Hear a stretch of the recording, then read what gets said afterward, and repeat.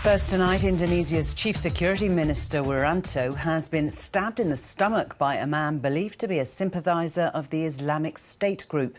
The 72-year-old minister was getting out of his car in Western Java when the man and a woman approached him with a sharp object. Let's take you straight to Indonesia and our correspondent there, Anne Barker, who's in Jakarta. Anne, talk us through what happened.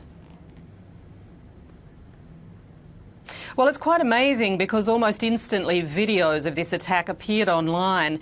We saw Wiranto supposedly getting out of his car. He had just given a public lecture at a university in Pandeglang in Western Java. He was going to the helicopter at Menes to fly back to Jakarta when, as you say, two people approached him. It appears the man lunged at him with a sharp object and stabbed him twice, we believe. He apparently has two wounds to his abdomen through the stomach wall.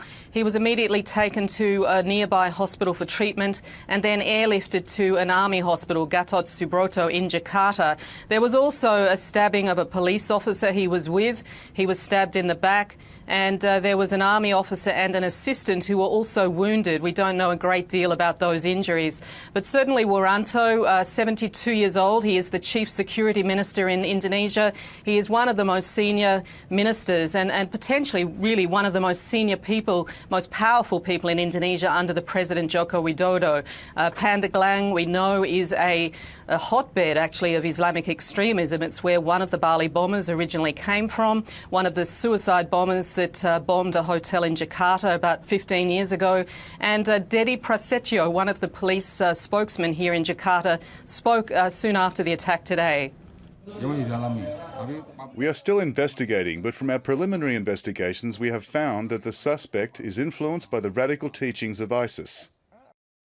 Very scant detail, Anne, at the moment. So anything about why or how this person may have those Islamic State links?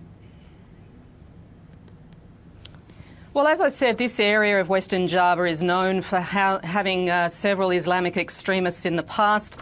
Police, of course, have said that at least the man in these two suspects is believed to have been inspired by ISIS. There have been similar attacks in the past against police in Indonesia, many attacks by extremist groups, including those who are affiliated with ISIS.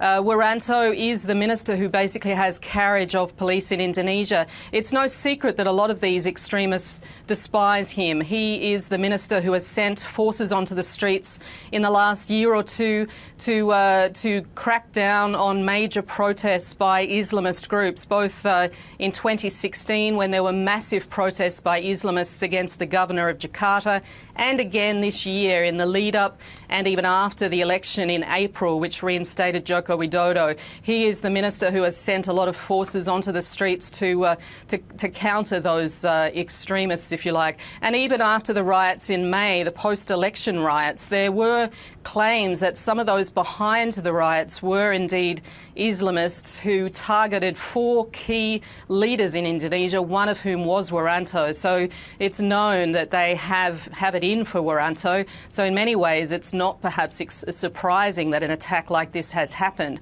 And it's clear now that you would expect security both for ministers like him, but even for the president, will have to be tightened severely in Indonesia. Live for us in Jakarta, Anne Barker, thank you.